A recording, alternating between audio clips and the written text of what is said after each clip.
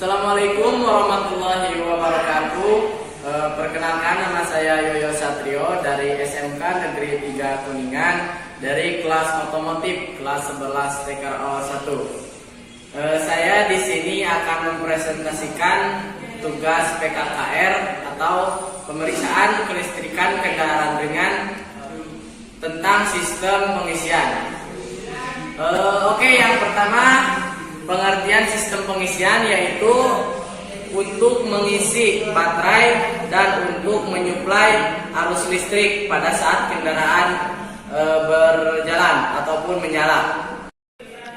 Oke, yang kedua yaitu komponen-komponen sistem pengisian. Kunci kontak berfungsi untuk menghubungkan dan memutuskan arus listrik. Yang kedua yaitu lampu indikator. Lampu indikator di sini berfungsi sebagai induksi bahwa sistem pengisian ini berfungsi dengan normal. Terus lanjut yang ketiga yaitu regulator. Regulator di sini dalam sistem pengisian berfungsi untuk mengatur besar kecilnya arus. Yang keempat ada alternator. Alternator di sini berfungsi untuk mengubah energi gerak putar menjadi energi listrik. Dan yang kelima di sini baterai. Baterai di sini berfungsi untuk sebagai penyedia arus dan sebagai penampung arus listrik. Oke, yang selanjutnya yaitu komponen-komponen alternator. Boleh dilihat. Yang pertama yaitu puli. Yang hitam ini. Puli ini berfungsi untuk menerima putaran dari tali kipas. Yang kedua ada kipas. Kipas di sini berfungsi untuk mendinginkan komponen alternator. Yang ketiga ada rotor. Nih, perjelas. Rotor di sini berfungsi untuk menciptakan elektromagnet. Yang selanjutnya bearing. Bearing berfungsi sebagai bantalan yang akan melapisi poros alternator dengan frame alternator. Yang selanjutnya ada stator.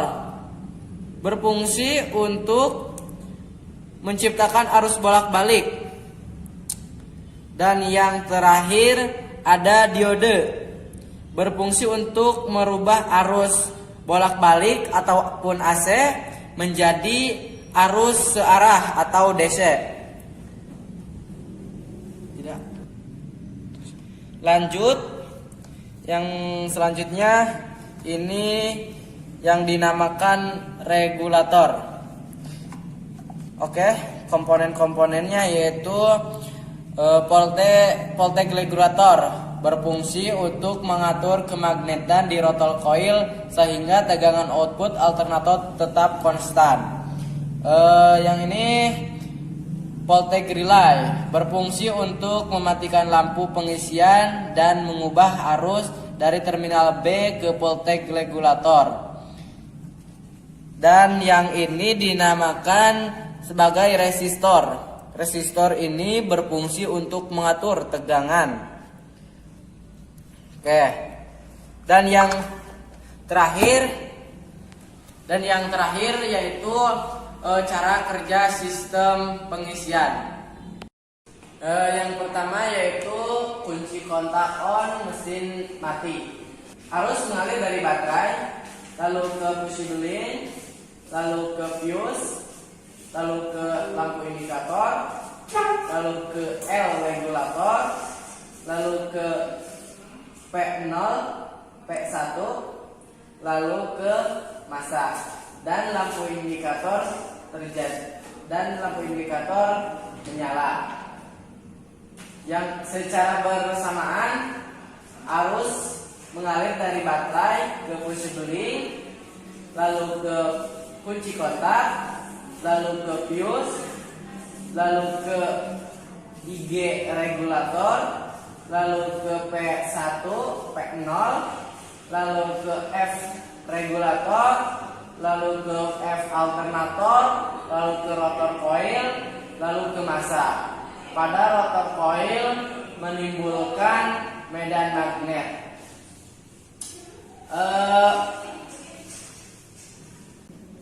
Peristiwa yang terjadi, yang pertama lampu indikator menyala, dan yang kedua rotor coil mengalami kemagnetan. Itu adalah peristiwa yang terjadi saat kunci kontak on mesin mati. Oke, lanjut yang kedua, mesin hidup putaran lambat.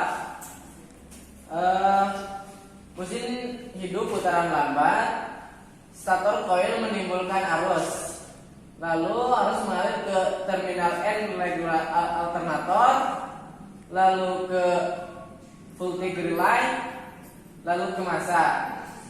Di dalam voltage relay terjadi kemagnetan yang mengakibatkan P1 yang tadinya menempel dengan P0 tertarik oleh P2, dan lampu indikator mati karena tidak dialiri oleh massa.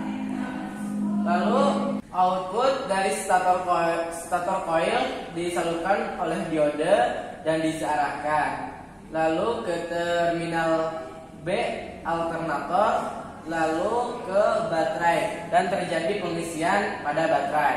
Secara bersamaan arus juga mengalir dari terminal B alternator ke B regulator, lalu ke P0 P1 P2, lalu ke voltage regulator, lalu ke massa. Karena tegangan voltage relay masih rendah, sehingga P1 belum P0 tidak tertarik ke P2. Dan peristiwa-peristiwa yang terjadi saat mesin hidup putaran lambat, yang pertama yaitu arus timbul dari stator coil, yang kedua voltage relay mengalami kemagnetan, yang ketiga P0 tertarik oleh P2, yang keempat lampu indikator mati, yang kelima voltage regulator terjadi kemagnetan tetapi belum mengalami kemagnetan yang cukup besar sehingga P0 belum tertarik ke P2, dan yang terakhir terjadi pengisian pada baterai. Yang ketiga yaitu mesin hidup putaran sedang. Yang terjadi pada mesin hidup putaran sedang yaitu arus dari stator coil menjadi besar. Nah, sehingga arus dari B alternator, lalu ke B regulator, lalu ke P2 P0, lalu ke voltage regulator, lalu ke massa. Dalam voltage regulator medan magnet semakin besar, dan yang tadinya PL0 menempel dengan PL1 menjadi mengambang. Lalu secara bersamaan juga arus yang besar mengalir dari B alternator ke IG alternator regulator, lalu ke resistor, lalu ke F regulator, lalu ke F alternator, lalu ke rotor coil, lalu ke massa. Karena arus mengalir ke resistor, maka kemagnetan di dalam rotor coil menjadi melemah. Nah, walaupun mesin hidup putaran sedang, output dari alternator masih cukup untuk mengisi baterai. Oke, yang terakhir yaitu mesin hidup putaran tinggi. Maka tegangan output pada terminal B alternator akan cenderung makin tinggi. Bila tegangan tersebut tinggi, maka kemagnetan pada kumparan voltage regulator semakin kuat, sehingga P0 yang tadinya mengambang tertarik dan menempel dengan PL2. Lalu akibatnya arus yang berasal dari IG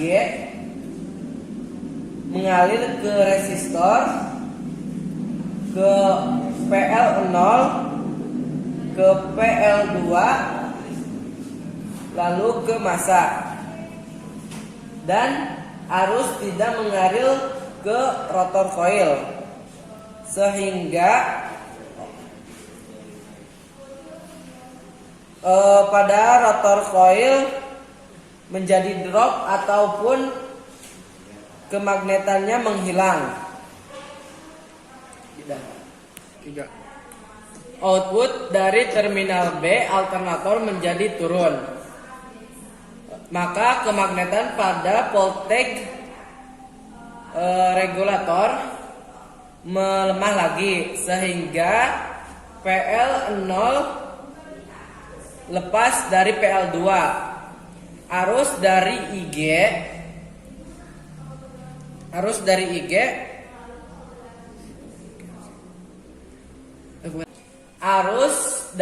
IG ke resistor kembali mengalir ke rotor coil, lalu ke massa. Bila tegangan B naik lagi, maka proses berulang ke proses yang di atas secara berulang-ulang, dan PL0 dan PL0 lepas dan menempel dengan PL2 secara periodik, sehingga output alternator menjadi stabil.